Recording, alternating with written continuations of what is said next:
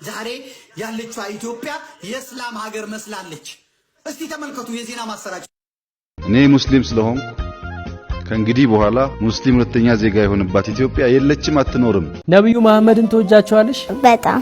ለምን? በመሐመድ ሰለላሁ ዐለይሂ ወሰለም ምክንያት ነው ቁርአን የመጣው። እንግዲህ ረሱል ሰለላሁ ዐለይሂ ወሰለምን የሚሳደቡት መጨረሻቸው ይሄ ነው። አልሐምዱሊላህ ሰዓት ከሀገር ሊወጣ ስል ኘም ተደረገ ማለት ነው። በአሁኑ ሰዓት እነ እፎይ ታሰሩ የሚል መረጃ በጣም ጮክ ተብሎ እየተነገረ ነው የሚገኘው በተለያዩ የሚዲያ አውታሮች። ነገር ግን ይህ ዜና ሐሰት መሆኑን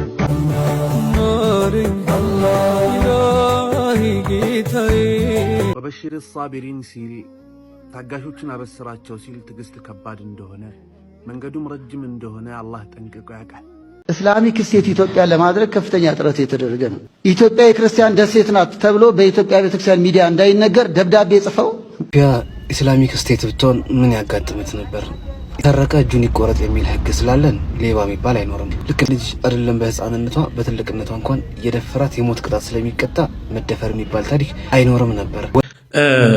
በነገራችን ላይ ይህንን ፎቶ ተመልከቱት። በዚህ በኩል ያለውን በዚህም በኩል ያለውን ፎቶ በደንብ ተመልከቱ። فمن شرح الله صدره للإسلام فهو على نور من ربه السلام عليكم ورحمة الله وبركاته. سلام ودنا የተከበራችሁ ተመልካቾች ባላችሁበት የአላህ ሰላም እዝነት ረድኤት ቸርነት ኢንሻአላህ ዛሬም ከሚገ እንደተመለከታችሁት አነጋጋሪ ተወደዱ የተመረጡ ደግሞ እንዲሁም ደግሞ እስላማዊ ቪዲዮ ይላሽ ቀርብ ያለው ኢንሻአላህ እነዚህን ቪዲዮዎች በጋራ እንመለከታለን። ለዚህ ቻናል አዲስ ከሆነ ሰብስክራይብ በማድረግ ነባሩ ቻናሉን ላይክ እያደረጋችሁ ሐሳብና አስተያየታችሁን ይስጣችሁ። እስከ ፕሮግራማችን ፍጻሜ አብራችሁን ቆዩ። ያ ጀማዓ ረመዳን በጣም ሄዷል። አሽራል አዋኪር መግባቱ ነው። ያ አላህ ሱብሃንአላህ። ለማንኛውም አላህ ጾማችን ይቀበለን በሰላም የምንጨርስ አላህ ያድርገን ለማለት ተወዳለው። ቀሪውን ደግሞ 10ቱ ቀናትን ልንበረታ ልንጠነክር ይገባል። ያ ጀማ ኢንሻአላህ። ወላሂ ረመዳን ሄደ። ከእናንተ ጋር እንዴት ነው? ከኛ ጋር ወላሂ አልሐምዱሊላህ ቆንጆ ነው። ወደ ቪዲዮ አለፍኩላችሁ። ህይወት አስጠላኝ ወላሂ ዛሬ የመጨረሻ ተስፋ ቆረጥኩ። እህት ወንድም ያስፈልገኛል። ስለኔ ህይወት የምትጨነቁ ከሆነ በውስጥ አዋሩኝ ትላለች ቲክቶክ። ህይወት እንዲህ ነው እንግዲህ ተመልከቱ። ማብራት ጠፍቶ ነበር እና ያው ቲክቶክ ላይ ነው ያገኘኋት እህቴ ማለት ነው። በዚህ በረመዳን ውስጥ ራሱ እንደዚህ አይነት ዲፕሬሽን ውስጥ ያላችሁ ብዙዎች አላችሁ ብዬ ተስፋ አድርጋለሁ። ያ ጀማ እህት ወንድሞቼ አደራ የምላችሁ ነገር እንግዲህ እቺ ልጅ ትንሽ ከቆየች ወይንም የሚያዋራት እንኳን ባይኖር በዚህ ሰዓት አሁን ቲክቶክ ላይ እንዳለችው ማለት ነው ወደ ራስ ማጥፋት ሁሉ ይገፋፋሉ ማለት ነው። እኛ ሙስሊሞች ስንባል የተፈጠርንበትን አላማ እንግዲህ አለ ያን ማወቅ ይኖርብናል። አላህና አላህን ብቻ መገዛት። የተለያዩ ፈተናዎች በህይወታችን ይገጥሙናል። እነዛን ፈተናዎች ግን በትዕግስት በሶብር ልናልፋቸው ይገባል። ምክንያቱም ነገ ሌላ ቀን ነውና ኢንሻአላህ አላህ ሀጆችሽን በሙሉ ያሳካልሽ ነው ማለት። እኔም በውስጥ አዋርቻታለሁ እንግዲህ ከመለሰችልኝ ኢንሻአላህ አዋራታለሁ። ነገር ግን ህይወት አስጠላኝ፣ ህይወት እንደዚህ አይነት ነገራቶች በተለያዩ ፈተናዎች ገጥሞኛል እያላችሁ የተለያዩ ጭንቀት ውስጥ ያላችሁ በህይወታችሁ ብዙ ችግር ውስጥ ያላችሁ ሰዎች እባካችሁ እንግዲህ ሶብር ልታደርጉ ወደ አላህና ወደ አላህ ብቻ ነው መጠጋት ያለባችሁ።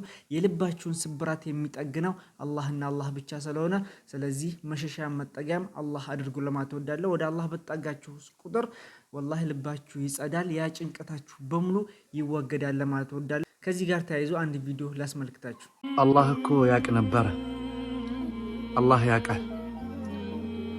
ወበሽር ሳቢሪን ሲል ታጋሾችን አበስራቸው ሲል ትዕግስት ከባድ እንደሆነ መንገዱም ረጅም እንደሆነ አላህ ጠንቅቆ ያውቃል።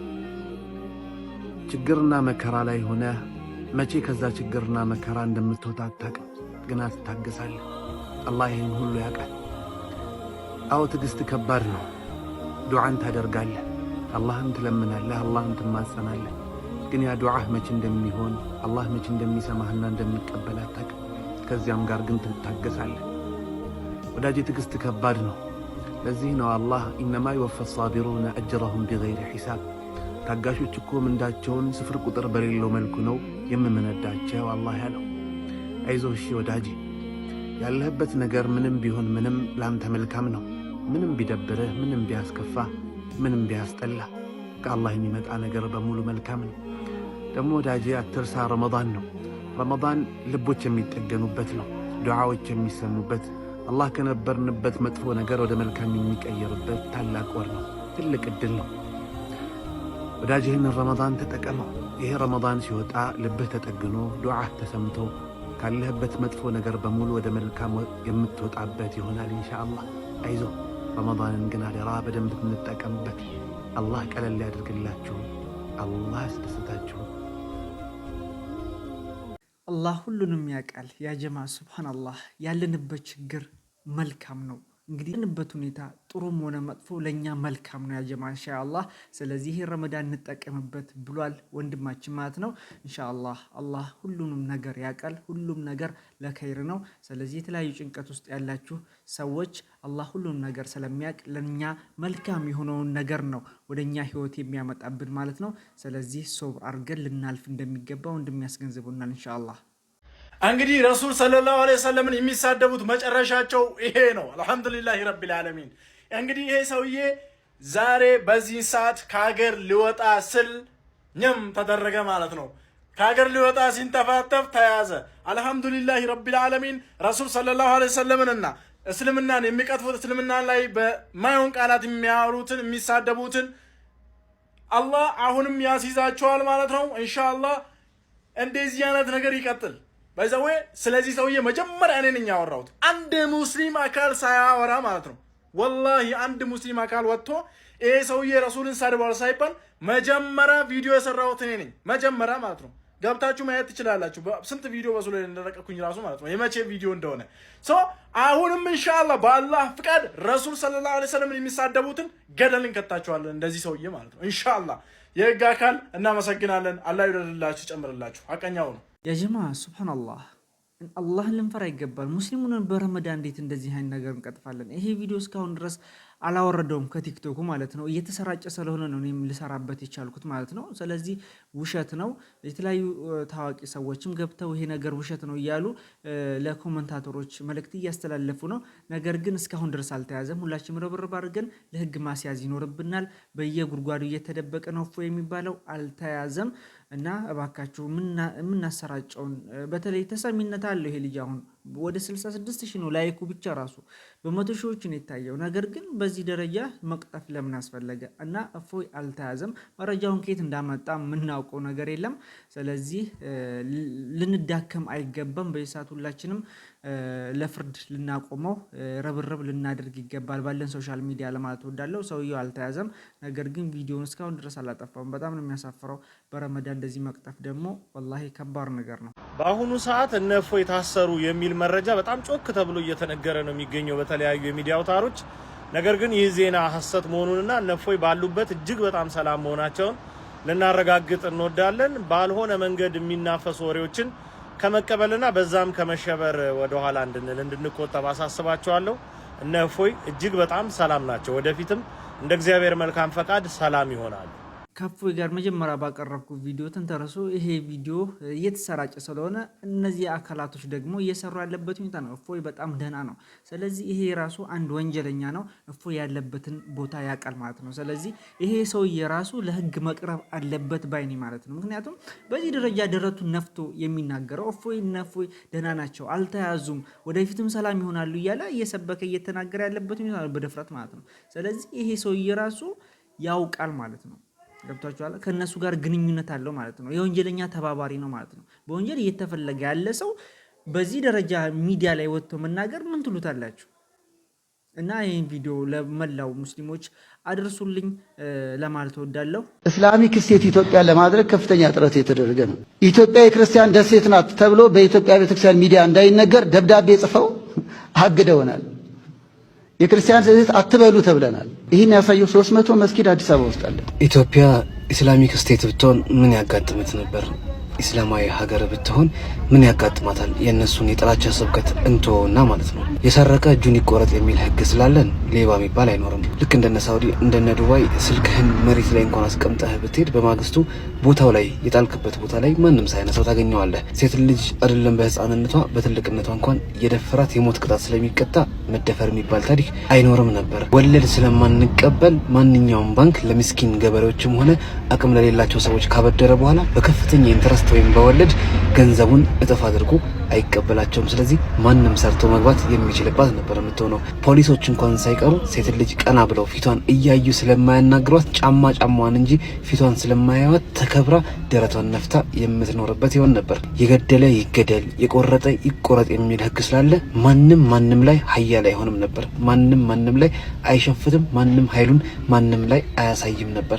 ጉልበተኛ አይፈነጭም ነበር። ኢትዮጵያ ኢስላሚክ ስቴት ብትሆን እንደ አስካሪ መጠጥና ሴተኛ ዳሪነት ያሉ ቆሻሻ የዝሙት ስራዎችን በሙሉ እስልምና ስለሚጸየፍ መሽታ ቤቶችም ሆኑ ግሮሰሪዎች እየሰከሩ በስካር መንፈስ የሚወለዱ አባት የሌላቸው ልጆችና መንገድ ዳር የሚቆሙ ሴተኛ ዳሪዎችን በፍጹም አንመለከትም ነበር። ኢትዮጵያ ኢስላሚክ ስቴት ብትሆን አሁን አላህ ኢስላሚክ ስቴቶች ላይ ያፈሰሰውን በረካ ስለሚያፈስባት የገንዘብ እጥረትም ሆነ ድህነት ከስር መሰረቱ ይቀረፍ ነበር። እንደ ዘካ ያሉ ማለትም ልክ እናንተ አስራት በኩራት የምትሉት አይነት ከንብረት ላይ ምስኪን የሚሰጥ አመታዊ ማካፈልም ጭምር ስላለ መንገዳችን ላይ የኔ ቢጤዎችን መመልከትም ጭምር እናቆም ነበር። ምን አለፋችሁ ኢትዮጵያ ኢስላሚክ ስቴት ብትሆን እንዳሁን ኢስላሚክ ስቴቶች ታሪክ እንሰራለን እንጂ እያስታወስን ታሪክ አናወራም። አባቶቻችን ማለት ትተን እኛና ልጆቻችን እያልን ወደፊት መራመድን እንጂ ወደ ኋላ መሸምጠጡን እናቆመው ነበር። የኋላ ታሪክ ብቻ እያነሳን ነበርን እኮ ማለት እያቆምን ነን እኮ እንሆናለን ጭምር እያልን ወደፊት ማሰብ ወደፊት ማለም እንችል ነበር። በሸሪዓ ፍርድ ቤት እንተዳደር ስለነበር ፍትሃችንም ሆነ ፍርዳችን ቀጥ ያለ ከተበዳይ ጎን የቆመ ይሆን ነበር። ሀገሪቱ ኢስላሚክ ስቴት የመሆን ምኞትና ጉጉት እንጂ እጣፋንታ አላት ብለን አናስብምና አጉል ጥላቻችሁን ትታችሁ በሆነች ብላችሁ መመኘታችሁን ብቻ ቀጥሉ። ሰላም አለይኩም። ወላሂ የማይካድ እውነታ ይህ ሁሉ ነገር አይከሰትም ነበር። አሁን ያለንበት ሁኔታ በተለይ ማለት ነው እንግዲህ ህፃናቶች እየተደፈሩ ወንጀለኞች እየተስፋፉ ያለበት ሁኔታ ነው።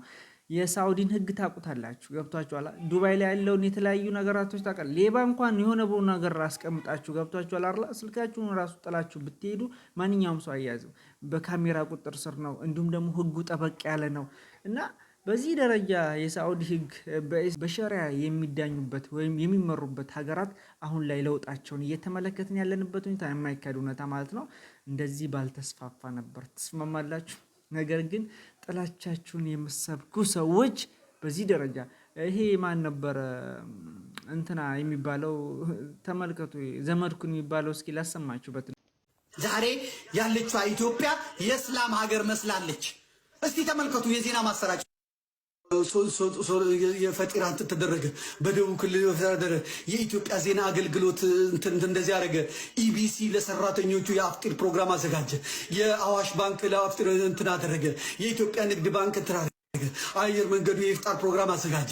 የእንትና ክልል ኢፍጣር አዘጋጀ። በመንግስት ኢፍጣር አዘጋጀ። የአብይ ጾም ይሄን ያክል ቅናት ያንጨረጨራችኋል? ያጀባ ወላሂ ሙስሊሞች በህብረታቸው መድመቃቸው፣ ጎዳና ላይ ወጥተው ህብረታቸውን ማሳየታቸው፣ እንዲሁም አብይ ወደ ራሱ አቅፏቸው የተቸገሩትን የተለያዩ ኡስታዞችን ጠርቶ በቤተ መንግስቱ ባበላቸው ወይንም ኢፍጣር ባደረገላቸው፣ መስጊዶች በዚህ ሰዓት በዚህ በረመዳን መሸብረቃቸው፣ ይህ ነገር ያ አላህ ዜናው በሙሉ ስለ ሙስሊሞች ስለ ረመዳን መዘገቡ ይሄን ያክል ያንጨረጨራቸው፣ በቃ ስጋታቸው ሱብሃንአላህ።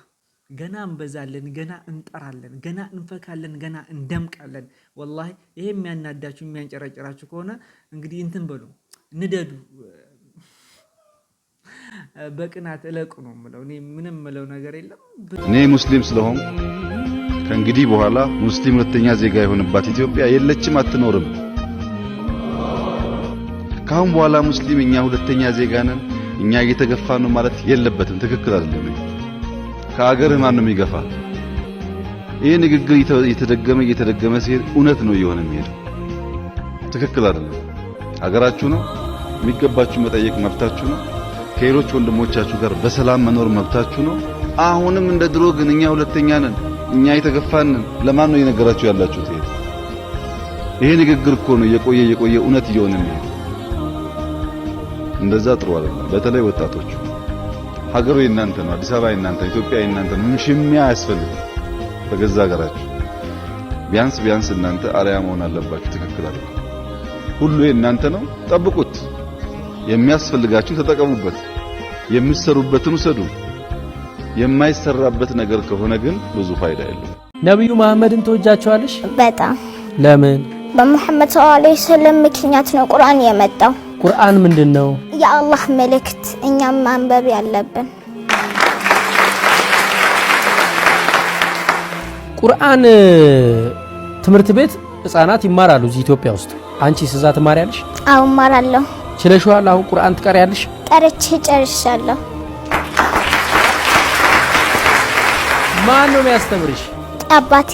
እስቲ የምትወጂውን ታሪክ ከዛ ውስጥ ንገሪ። የአደም አለይሂ ሰላም ታሪክ ነው የምወደው። እስኪ ንገሪ።